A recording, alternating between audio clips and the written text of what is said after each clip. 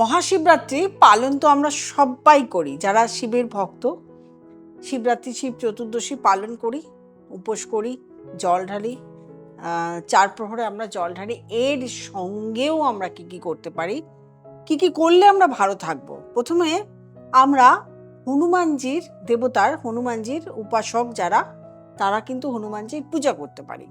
কারণ শিবের অবতার হিসাবে হনুমানজি এসেছেন এবং হনুমানজি তার ভক্তদেরকে কিন্তু উপাসনা করলে, এই দিন উপাসনা করলে তার সমস্যা থেকে মুক্তি দেয়।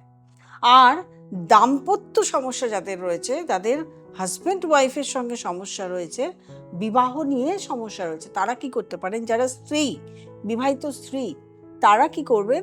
তারা বিবাহিত স্ত্রীদের কুমকুম, লাল শাড়ি, লাল চুড়ি এগুলো গিফট করবেন। তাহলে আপনাদের সঙ্গে হাজব্যান্ডের সম্পর্ক, দাম্পত্য সমস্যা এগুলো মিটে যাবে, ভালো হবে।